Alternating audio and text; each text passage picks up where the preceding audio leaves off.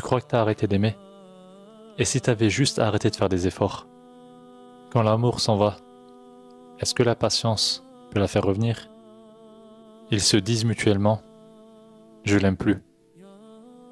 Comme si l'amour, c'était un bouton on-off. Comme si l'amour, c'était un coup de foudre qu'on subit et qu'on jette quand ça brûle un peu trop, ou quand on en a marre, ou quand on ne veut plus faire d'efforts. Mais écoute bien, l'amour, ce n'est pas une émotion, c'est bien plus que ça. Tu es responsable de ce que tu fais. Ton conjoint est une amène, un dépôt confié par Allah. Et Allah va te questionner sur le comportement que tu as eu pendant ton mariage, pendant ta vie. Tu crois que tu vas juste te pointer le jour du jugement dernier et dire « Ya Allah, j'ai divorcé parce que j'avais plus les papillons ».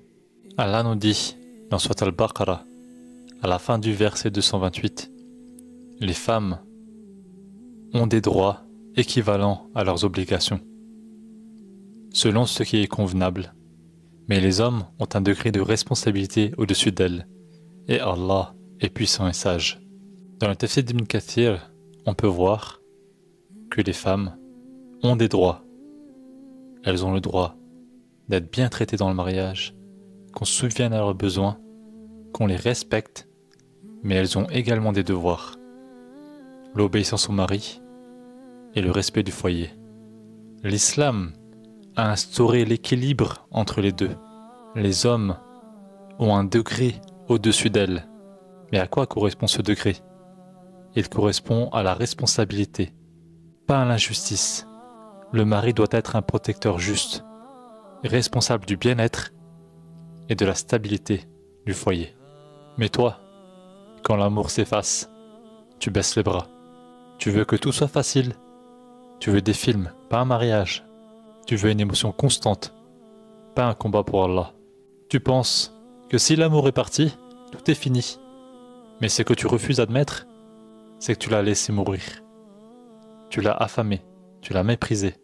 Le prophète, sallallahu alayhi wa sallam, a dit, le croyant ne déteste pas une croyante. S'il déteste chez elle un trait, il en appréciera un autre. C'est ça la maturité. C'est ça la patience. Sabr. Ce n'est pas juste attendre en pleurant. C'est tenir ferme quand tu veux fuir. Tu veux savoir pourquoi l'amour meurt? Parce que l'ego prend toute la place. Parce que personne ne veut pardonner. Parce qu'on attend de recevoir sans jamais donner. Tu veux que l'amour revienne? Commence par enterrer ton orgueil.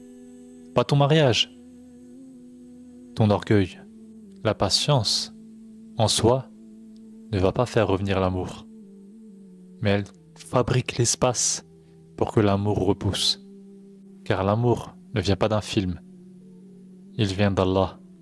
Et Allah met l'amour là où il y a la sincérité, l'effort, le tawakkul et le pardon.